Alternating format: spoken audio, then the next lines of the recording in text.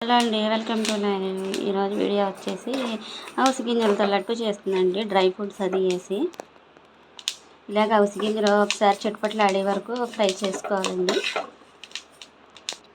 అలాగే కొద్దిగా జీడిపప్పు, బాదం పప్పు కూడా ఇలా ఫ్రై చేసుకోవాలండి. పచ్చివాసన పోయినాక నెయ్యి అది ఏమి యూస్ చేయకూడదు. మనం లడ్డు నొక్కునేటప్పుడు మాత్రం అయితే వేసుకోవాలి. కొద్దిగా వేరుశనగలు కూడా వేసుకుని ఫ్రై చేసుకుంటే సరిపోతుందండి. వేరుశనగుళ్ళు అంటే పల్లీలు అంటారు. ఇవి కూడా దోరగా వేసుకుంటే లడ్డు వాసనకు బాగుంటుంది, పచ్చి వాసన లేకుండా బాగుంటుంది. ఇప్పుడు తెల్ల నువ్వులు కూడా వేసుకొని చిటుపట్లు ఆడే వరకు ఉంచుకుందామండి.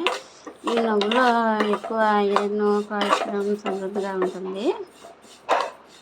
ఈ నువ్వులు వేయడం వల్ల మంచిది, లడ్డూకి చాలా టేస్ట్ వస్తుంది. ఇవి ఎక్కువ వేసుకున్నా పర్వాలేదు. నేనైతే ఒక 50 గ్రామ్స్ వేసుకున్నాను.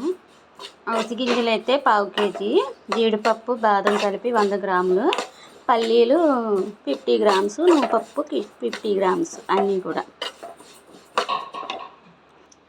అలాగే కొద్దిగా ఖర్జూరం కూడా వేసుకుందామండి. ఖర్జూరం వేసుకోవడం వల్ల కొంచెం తీపి తక్కువ పడుతుంది.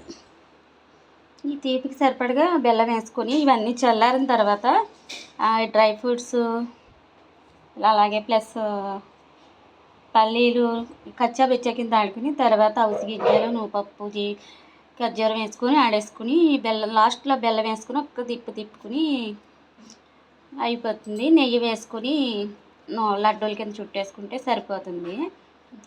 అలాగే అవిసె గింజలు కూడా చాలా ఉపయోగాలు ఉన్నాయి. కొలెస్ట్రాల్ తగ్గుద్ది. అలాగే హార్మోన్స్ బ్యాలెన్స్ ఉన్నవారు కూడా బాగుంటుంది తింటేనివి. జుట్టు కూడా బాగుంటుంది, హెయిర్ గ్రోత్ అది ఉంటుంది. డైలీ 2 స్పూన్స్ అవిసె గింజలు దోరగా వేపేసుకుని తిన్నా బాగుంటుంది. కొలెస్ట్రాల్కి బాగా ఉపయోగపడుతుంది, గుండె జబ్బులకి. ఇది ఒకసారి కచ్చాబిచ్చాగా ఆడేసుకుంటే సరిపోతుంది.